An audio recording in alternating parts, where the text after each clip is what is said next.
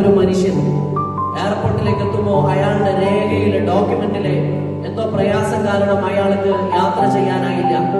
ഹജ്ജിന് വേണ്ടി ആത്മാർത്ഥമായിട്ട് ആഗ്രഹിച്ച ഒരു മനുഷ്യന് എയർപോർട്ടിൽ നിന്ന് തിരിച്ചു പോരേണ്ടി വരുന്ന ഒരവസ്ഥ ഹൃദയഭേദകമാണ്. ആ മനുഷ്യന് എയർപോർട്ടിൽ നിന്ന് മടങ്ങിയില്ല.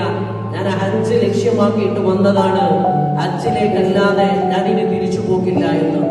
അയാളെ യാത്ര ചെയ്യേണ്ട വിമാനം 2 ദിവസം യാത്ര ചെയ്യാൻ സാധ്യമാകാതെ പല കാരണങ്ങൾ കൊണ്ട് യാത്ര തന്നെ മുടങ്ങിപ്പോകുന്ന ഒരവസ്ഥ വന്നു. ആ ഫ്ലൈറ്റിന് യാത്ര ചെയ്യാൻ വേണ്ടി പറ്റിയില്ല.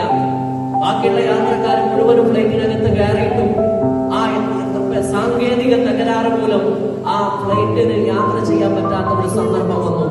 2 ദിവസമായപ്പോ ഫ്ലൈറ്റിന്റെ പൈലറ്റ് പറഞ്ഞു, അയാളെ കൂട്ടിയിട്ടല്ലാതെ, ഗദ്ദാഫി എന്ന പേരുള്ള ഒരു മനുഷ്യൻ, അയാളെ കൂട്ടിയിട്ടല്ലാതെ ഇനി ഈ വിമാനം ഇവിടെ നിന്ന് പറന്നുയരില്ല എന്ന്.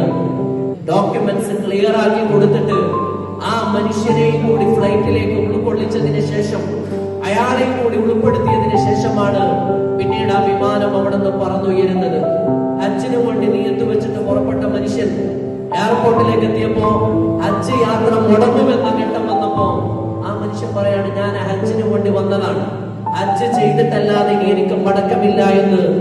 അയാളുടെ ഉറച്ച തീരുമാനത്തിന്റെ മുമ്പിൽ പടച്ചിറപ്പ് ആ മനുഷ്യനൊരു വാതിൽ തുറന്നു കൊടുത്തതാണ്. മുമ്പ് നമ്മൾ വായിച്ചിരുന്നത് സുഡാനിൽ നിന്നും ഗ്രാമപ്രദേശത്തേക്ക് ഒരു ഡ്രോൺ വന്നപ്പോ ആ ഡ്രോൺ കയ്യിൽ പിടിച്ചിട്ട് ഇതിലേക്ക് കയറിയിട്ട് എനിക്ക് പറക്കാൻ വേണ്ടി പറ്റുമോ, കാരണം ഞാൻ ഹജ്ജ് ചെയ്യാൻ ആഗ്രഹിക്കുന്നു എന്ന് പറഞ്ഞ മനുഷ്യന്റെ ഒരു കഥ. ഹജ്ജ് ചെയ്യാൻ സാമ്പത്തികമായ സൗകര്യമില്ല എന്ന കാരണം പറഞ്ഞിരിക്കുന്ന എത്രയോ ആളുകളുണ്ട്. എത്രയോ ആളുകള് എന്തേ നിങ്ങൾ ഹജ്ജിന് പോകാത്തത് എന്ന് ചോദിച്ചാൽ അവർ പറയുക, ഉസ്താദ് സാമ്പത്തികമായിട്ട് വലിയ പ്രയാസമുണ്ട്, വീടിന്റെ പണി തീർന്നിട്ടില്ല, മകളെ കെട്ടിക്കാനുള്ള പല ജാതി കാരണങ്ങൾ പറയും. ഞാൻ പറയുകയാണ്, എന്റെ പ്രിയപ്പെട്ട മുമ്പിനെ, ആത്മാർത്ഥമായിട്ട് നിങ്ങളെ മനസ്സിൽ ഹജ്ജ് ചെയ്യണമെന്ന് നിയത്തിട്ടോ. കാരണം സൗകര്യം ഉണ്ടായിട്ട് ഹജ്ജ് ചെയ്യാതിരിക്കുക എന്നത് വലിയ പാതകമാണ്. ഞാൻ ആ ഭാഗത്തേക്ക് കടക്കുന്നില്ല.